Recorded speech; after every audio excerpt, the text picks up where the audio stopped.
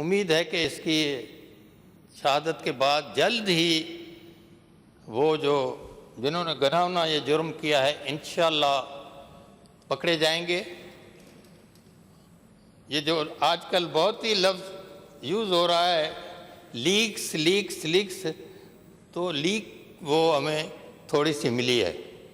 सैयद कायम अली शाह ने कहा कि कराची में जराइम की शरह में कमी आई है। उन्होंने कहा कि टारगेट किलिंग का सबको हिसाब देना होगा। कहते हैं नजर नहीं आया, अमन अमान नजर नहीं आया।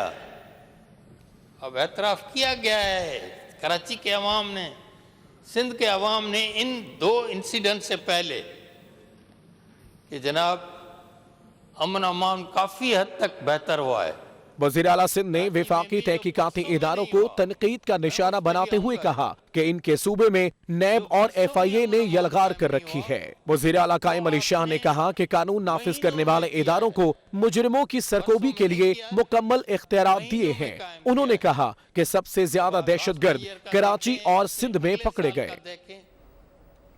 वज़ीर आला सिंध कायम अली शाह ने ऐवान में तवील तकरीर की। इस मौके पर जोश खिताबत में शेर भी गलत पढ़ दिया कि जुल्म फिर जुल्म है, बढ़ता है तो मिट जाता है। खून फिर खून है, गिरता है तो थम जाता है। वज़ीर आला सिंध कायम अली शाह ने ऐवान में तवील तकरीर की और एक मौके पर जोश खताबत में एक शेर भी गलत पढ़ डाला। वज़ीर आला सिंध की ऐवान में तवील तकरीर, जोश खताबत में शेर गलत पढ़ दिया। वज़ीर आला सिंध ने शेर गलत पढ़ दिया। मामूल के मुताबिक वज़ीर आला सिंध की ऐवान में तवील तकरीर में जोश खिताबत में शेर भी गलत पढ़ दिया। वज़ीर आला सिंध कायम अली शाह का कहना है कि अमजद साबरी के कातिलों का कुछ सुराग मिला है, इन्हें जल्द गिरफ्तार कर लेंगे। कहते हैं रेंजर्स समेत कानून नाफिज करने वाले इदारों को मुकम्मल इख्तियारात दे रखे हैं। अमजद साबरी के कातिल जल्द गिरफ्तार कर लेंगे, यह कहना है वज़ीर आला सिंध कायम अली शाह का। नैब और FIA ने सिंध पर यलगार कर रखी है, कानून नाफिज करने वाले इदारों को मुकम्मल इख्तियारात दे रखे हैं कि टारगेट किलिंग का सबको हिसाब देना होगा। उनका कहना था कि अमजद साबरी के लवाहिकीन के लिए 1 करोड़ इमदाद दी जाएगी। अमजद साबरी के बच्चों के तालीमी अखराजात भी सिंध हुकूमत उठाएगी। उन्होंने कहा कि नैब और FIA ने सिंध पर यलगार कर रखी है, कानून नाफिज करने वाले इदारों को मुकम्मल इख्तियारात दे रखे हैं, टारगेट किलिंग का सबको हिसाब देना होगा। अमजद साबरी के कातिल जल्द गिरफ्तार कर लिए जाएंगे। उन्होंने मजीद कहा कि अमजद साबरी के कातिलों का सुराग मिल चुका है, उन्हें जल्द गिरफ्तार कर लिया जाएगा। कायम अली शाह ने कहा कि कराची में जराइम की शरह में कमी आई है। उन्होंने कहा कि टारगेट किलिंग का सबको हिसाब देना होगा।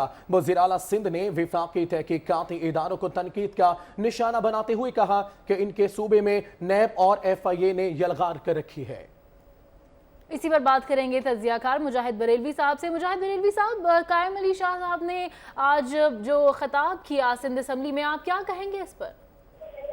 देखिए, खासे तवील अरसे बाद शाह साहब ने बहुत तफसील से सिंध की सूरत हाल पर गुफ्तगू की और वो जो मसाइल जो दरपेश हैं और जो रुकावटें हैं उसका भी बहुत खुलकर इजहार किया। और यकीन शाह साहब तो ज़ाती तौर पर तो सबको इल्म है कि एक बहुत ही मुर्स मालूम है, शरीफ आदमी हैं और एक रिवायती आदमी है, कमिटेड आदमी है।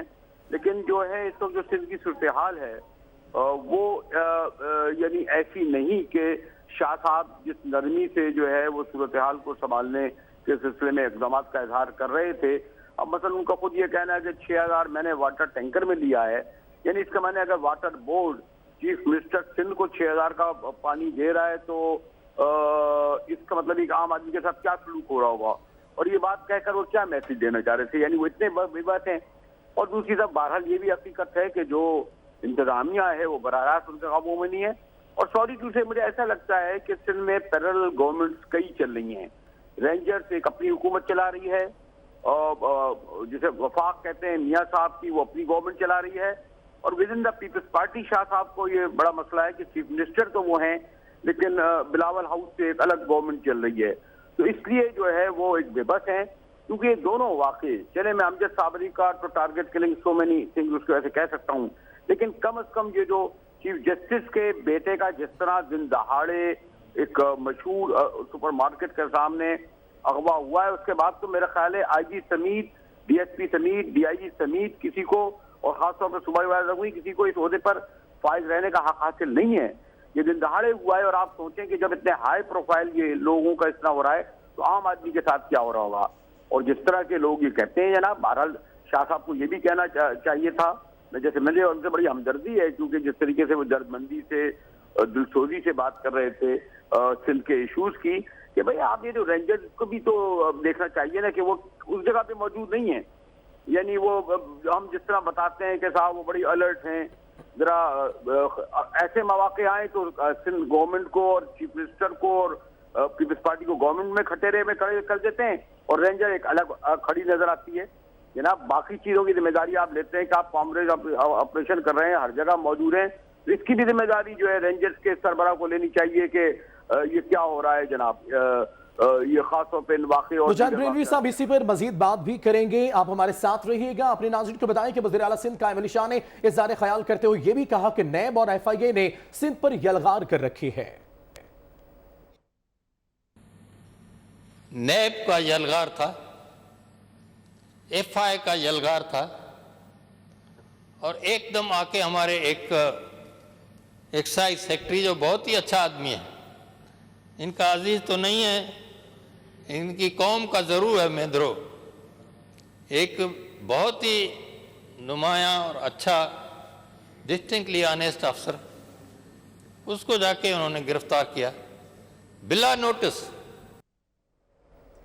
मुजाहिद बरेलवी साहब बताइएगा, कायम अली शाह ने कहा है नैब और एफआईए ने सिंध पर यलगार कर रखी है, यानी उन्होंने नैब और एफआईए को तनकीद का निशाना बनाया है, किस वजह से उन्होंने ये कहा? नहीं, मैं इसमें कोई दो राय नहीं। मतलब ये है ना कि खास तौर पर जो है जनाब को एक अभी तक तो ये भी चीज नहीं बताई जा रही कि रेंजर ने कितने लोगों को गिरफ्तार किया है। आप डॉक्टर आसिम का कोई केस है कि इस वक्त 9 महीने हो गए, डॉक्टर आसिम पर अभी तक कोई साबित तो नहीं कर सके ना कि उसने क्या किया, फर्ज जुर्म ही आयद नहीं किया। सिंध के बड़े अफसरान की गिरफ्तारियां हो रही हैं, उसमें भी वो कोई 3-3, 6-6 महीने तक हुए। तो इस वक्त तो रेंजर जो है अगर पुलिस का काम कर रही है तो फिर वो ये जिम्मेदारी भी तो संभाले कि उसकी इतना कंट्रोल होते हुए ये जो है इन इलाकों में जो हाई प्रोफाइल पर्सनैलिटीज कैसी कर रही हैं।